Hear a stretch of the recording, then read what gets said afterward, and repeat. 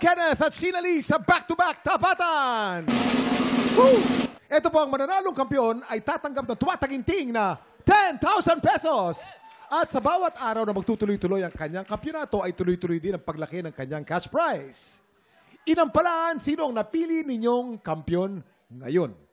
Yung napili naming mananalo, isang masunuring singer. Masunuring singer? Masunuring singer.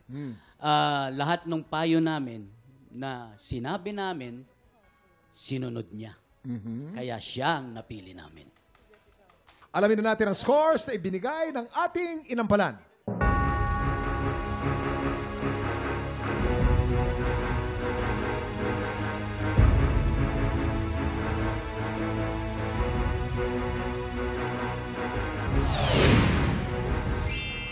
John Kenneth Fukuhara with 9 stars. Sheena Lee Palad with 12 stars. Congratulations, Sheena Lee. Ikaw na naman ang tanghalan ng kampiyon. Panalo sa araw na to. Ang total earnings si Sheena Lee ay 40,000 pesos. Tama. Isang panalo lang po. Pasok na siya sa Grand Finals. Yes! Congratulations, Sheena Lee! Ayan, meron ka naman additional 10,000. 40,000 na lahat to. Dami na! Palaki ng palaki. Anong masasabi mo sa pagkapanalo mo ngayon? Maraming salamat po sa inampalan. Thank you po for believing in me. Alam ko po personally na hindi ito yung best ko, pero salamat po at naniwala po kayo sa akin. Thank you po. Nilaban mo naman din talaga. Congratulations. Teka, bakit mo nasabi hindi yan ang best mo?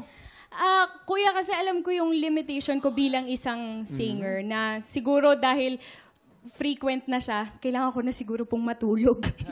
Ay, naku, matulog. Yun na po May gustong talaga. sabihin ng ating mga inampalan. Carl, yes. I want to say, you did a brave choice today. Yes. We admire that na naging brave ka, sinubukan mo yung mga uncharted territories, ika nga nila.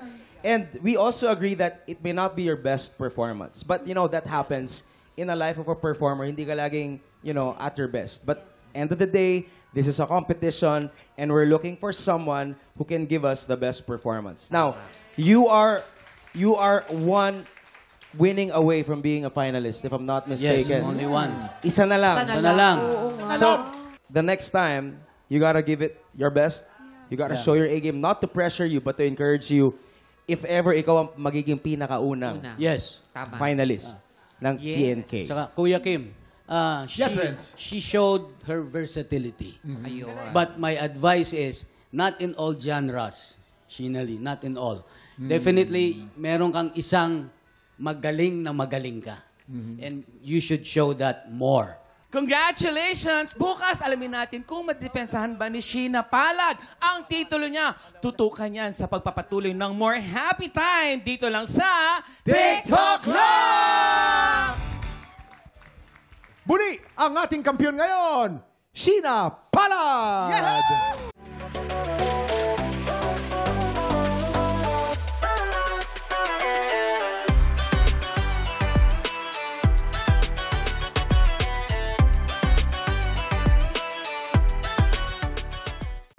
Tropa, pinanood mo hanggang sa dulo itong video na to. Very good ka! For more happy time, watch more TikTok Lock videos on our official social media pages and subscribe to GMA Network official YouTube channel.